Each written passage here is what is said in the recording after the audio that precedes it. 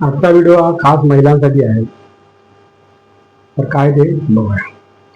40 नंतर आरोग्य चांगले ठेवायचे आहे. बघूया काय ते. तुमच्या वयाचे 40वे वर्ष पूर्ण करताना तुम्हाला जाणीव झाली असेल की तुमची ऊर्जा पूर्वीच्या तुलनेत कमी झालेली आहे. असे असू शकते की तुम्ही या वयापर्यंत येता येता काही किलो वजन वाढविले असेल. निश्चितच वय वाढणे थांबविता येत नाही, पण वयानुसार आहारात बदल आणून आरोग्य नियंत्रणात ठेवता येऊ शकते. काय ते बघूया. जर तुम्ही आपल्या 30व्या शतकात खूप जास्त अनावश्यक खाणेपिणे केले असेल, सोडा प्यायला असेल, व्यायाम केला नसेल, तर वयाची 40वे वर्ष पूर्ण केल्यानंतर तुम्हाला जास्त सावधगिरी बाळगावी लागेल. शोधाचे मांडले तर वय वाढण्याबरोबर मेटाबॉलिझम, स्नायूमध्ये आणि हार्मोन्समध्ये बदल होऊ लागतात. आता काय ते हो. त्या कारणाने आपल्या पोषणासंबंधित गरजा बदलू लागल्या आहेत.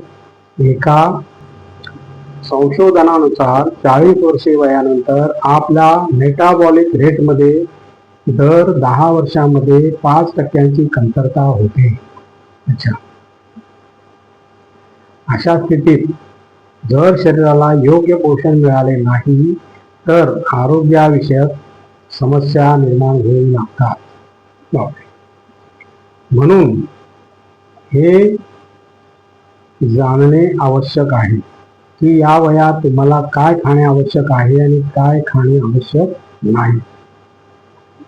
आहारात बदल आवश्यक आहे. 40च्या वयात तुम्ही जे खाता त्याचा परिणाम 70व्या वर्षात तुमच्या जीवनाच्या गुणवत्तेवर होतो. असा दावा Harvard T H. Chan school of public हेल्थच्या एका संशोधनात करण्यात आलेला आहे.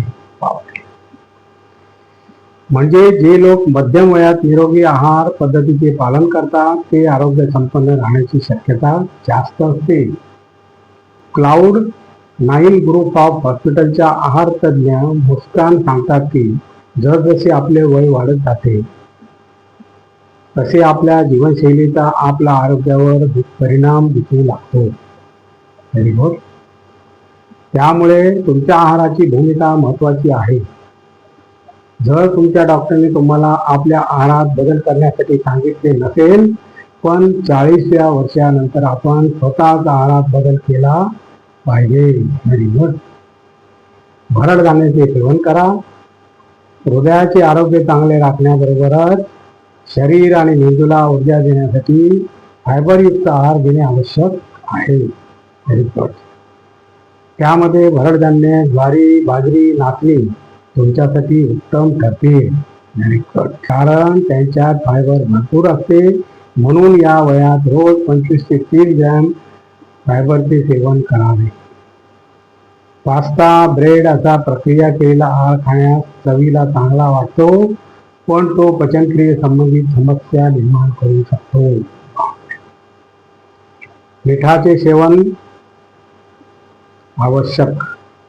पोषण तज्ज्ञ अँडी वेलाटी यांच्या सांगण्यानुसार अँड्रोपॉज किंवा मोनोपॉजच्या वेळी ब्लोटिंग किंवा पचन संबंधी समस्या असणे सर्वसामान्य आहे.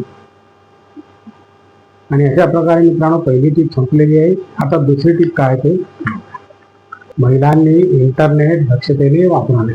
तर काय हे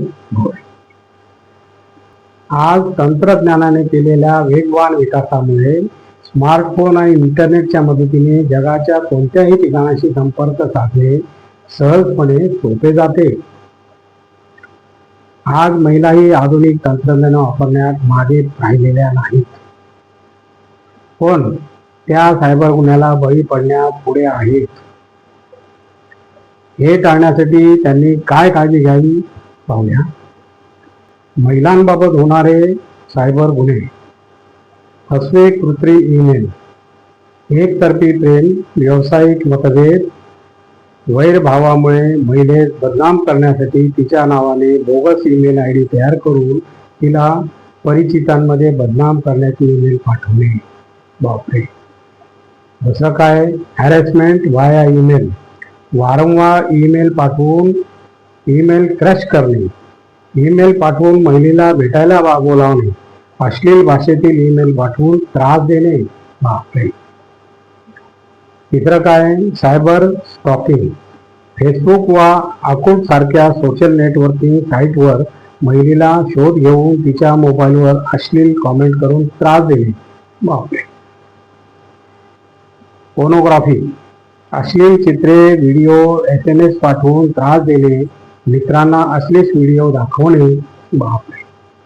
मॉर्फिंग, टेक्नॉलॉजीच्या साहाय्याने महिलेचे अश्लील चित्र बनवणे, त्यानंतर ते चित्र मोबाईल फोन सोशल नेटवर्क साईटवर पॉर्न साईटवर अपलोड करणे. अरे बापरे. डिफेमेशन, मोर्टिंग शूटिंगच्या मदतीने महिलेचे बदनामी करणे, एकतर्फी प्रेम वा शत्रुत्वामुळे असे केले जाते. पुढे बघूया मित्रांनो, प्रतिबंधात्मक उपाय काय ते बघूया. घराचा पत्ता, मोबाईल क्रमांक, बँक खात्याचा नंबर कोणालाही सांगू नका व अनोळखी माणसाच्या हाती लागेल अशा प्रकारे ठेवू नका वा लिहून ठेवू नका. ईमेल आणि SMS उत्तर देताना सावध राहावे. Very good. याद्वारे उत्तरे, माहिती आणि खाजगी माहिती विचारपूर्वक द्यावी. सोशल सिक्युरिटी नंबर कोणालाही देऊ नये. बँक खात्याची नियमित तपासणी करावी. बँक खाते, ईमेल अकाउंट, सोशल नेटवर्किंग साईटवर पासवर्ड वरचेवर बदलावा. खाजगी स्वरूपाची माहिती ओळखीच्या व्यक्तीशी मतभेद वा संबंध बिघडल्यास तिला मिळालेला पासवर्ड वा खाजगी माहिती त्वरित बदलावी. ईमेल व सोशल नेटवर्किंग साईट हँग झाली असेल असे वाटल्यास कॉम्प्युटर तज्ज्ञाला विचारून खात्री करून घ्यावी. ईमेल ID तयार करतेवेळी प्रश्न व उत्तरे कोणालाही सांगू नये. आई वडील वा इतर विश्वासू व्यक्तींची मदत मिळवावी. तक्रार कोठे करावी? पुणे मुंबई सारख्या IT हब शहरात पोलिसांनी सायबर सेलची स्थापना केली आहे. तिच्यात सायबर गुन्ह्याच्या तक्रारी देण्यात येतात. स्थानिक पोलीस ठाण्यात सायबर तक्रार करता येते. Very good. सायबर पोलीस ठाण्यात ईमेलद्वारे तक्रार नोंदवू शकता. आणि अशा प्रकारे मित्रांनो आजचा आपला व्हिडिओ संपलेला आहे. आणि तुम्हाला जर माझा व्हिडिओ आवडला तर लाईक करा, शेअर करा, सबस्क्राईब करा आणि कॉमेंट जरूर करा. नमस्कार. जय हिंद.